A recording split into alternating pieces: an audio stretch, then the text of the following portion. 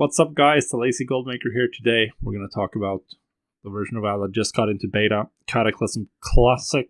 We're going to talk about what you can do to make gold in Cataclysm Classic. There are some really cool recipes. There are some familiar faces as well, as you can see on screen. Overall, I think that Cataclysm is very similar to Wrath in terms of what you can do with professions and the kind of recipes you have. Obviously, I'm logged into retail right now, which has a lot of the old recipes. So we can see here, this one is, there's no surprise that I'm open with an inscription window. Of course, if you're not played retail, you might not understand the new window, but Darkmoon cards are back. Darkmoon Card of Destruction is the card of choice for this expansion. I do not know. I've not been able to find out essentially how strong the Darkmoon trinkets are in terms of power level. But generally speaking, we're going to look at trinkets that are very high item level comparable to entry level raid trinkets, and you can get them deterministically. So by farming gold.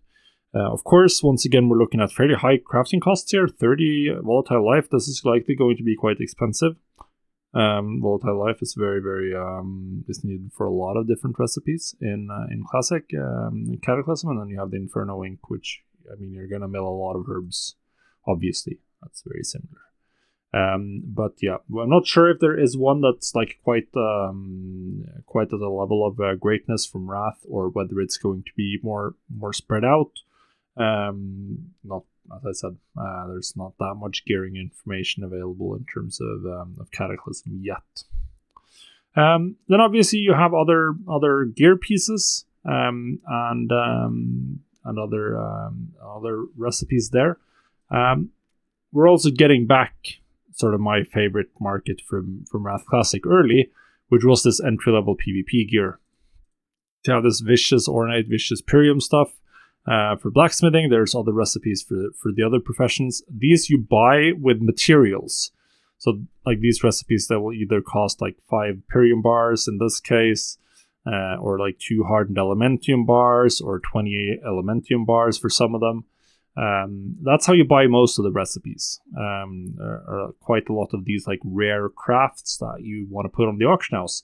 And entry-level PvP gear was like my bread and butter early on in Wrath of the Lich King, and I made like 60,000 gold in the first 2 or 3 months, and a very large portion of that was just from mass crafting entry-level PvP gear.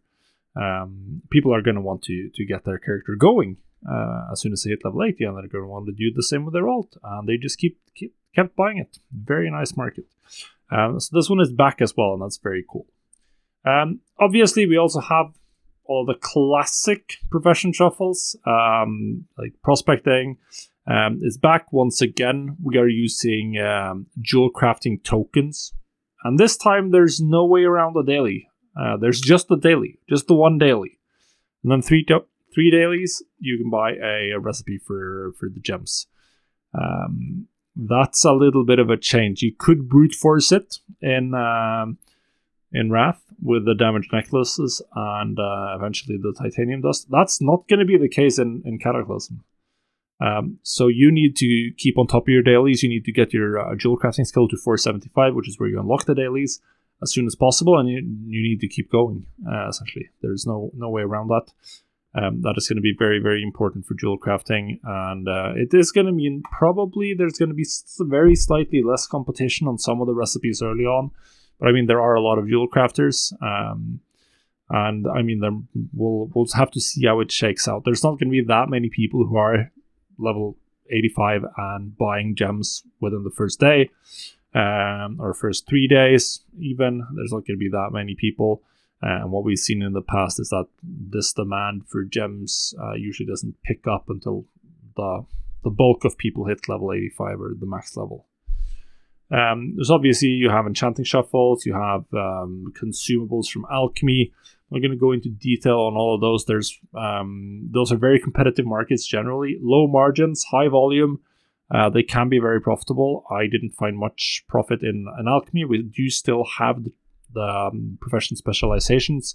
You need to be a transportation master if you're doing transportations. which there are a couple. You have the Perium Bar Transmute, which is a daily cooldown. Then you have the True Gold, which is needed for some epic crafts and for the Vial of the Sands, which we'll get to later.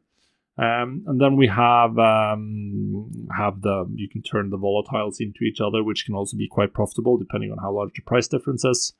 And obviously the volatiles is the new version of the classic elemental type crafting materials, with you have Eternals and Primals in the last 2 expansions for classic.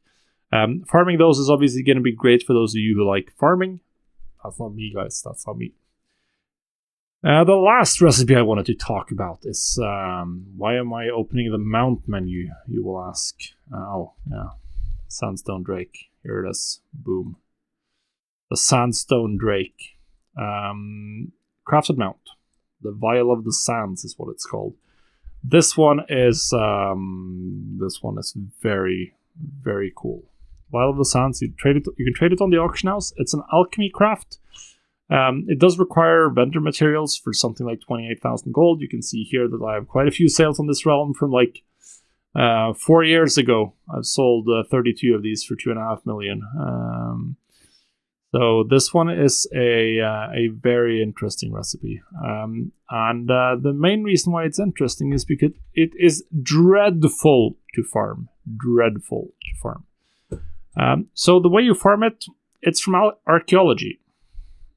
And the only way to get it is specifically from solving Tolvir artifacts. So for those of you who are completely unfamiliar with archaeology, you go to a dig site, which will give you artifacts for one type of race, depending on what type of site you're doing.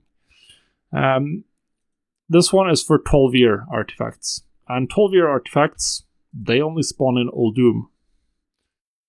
And as far as I'm aware. So you just need to, and there's always only like 4 dig sites active. So you need to go solve dig sites on Kalimdor until one spawns in Uldum, and then you have to go do that. And you have to keep doing that until you get enough fragments to finish an artifact. So you get some amount of fragments per dig site. And then you can finish an artifact. And then once you solve this one, it'll roll another one randomly. And one of the choices for the Tolvir, you can get a canopic jar. And the recipe for the Vial of the Sands is not 100% drop from the canopic jar. So you need to do a bunch of solves until you get the canopic jar, and then you need to solve the canopic jar and hope that it contains the recipe. I farmed this recipe in retail in just before Legion came out, but then we could use a faster method, which doesn't work because it requires Mists of Pandaria, because with Mists of Pandaria and the professions there, you could use some items to force it to only spawn mantid dig sites, which means that you only got dig sites in these 2 zones, and you could fly between them and solve them really quickly, and then use the restored artifacts to buy Tolvir fragments. That doesn't exist. This farm is really long and really random. Worst case scenario, you're looking at 50 hours plus. But yeah. If you can get this recipe, you're early on, you're going to be the only one on your realm, and there are going to be people who are willing to spend big money on prestige mounts like this.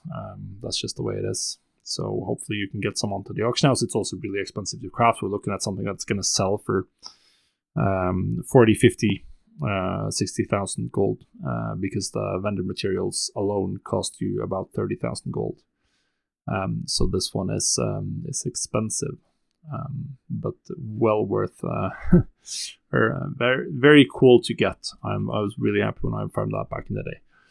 So yeah, that's the quick overview. I think Cataclysm hope is going to be quite interesting. We're going to see a lot of the same profession type recipes. So overall, like the changes aren't that big. We're still using glyphs, we're still gemming our gear, we're still enchanting our gear with stuff bought from the auction house. Gearing hasn't changed that much for Cataclysm. Overall, like the profession system was fairly similar from TBC all the way up until Warlord of Draenor, which is the first time they truly changed it. So we're going to look to the same types of recipes, the same types of markets, You're going to want to get a leg up on your competition in whatever professions you're already using on your main. That's the sort of the main focus, and you want to go wide with all the professions eventually. Take advantage of all of them, craft all of the different profitable crafts, and have some fun.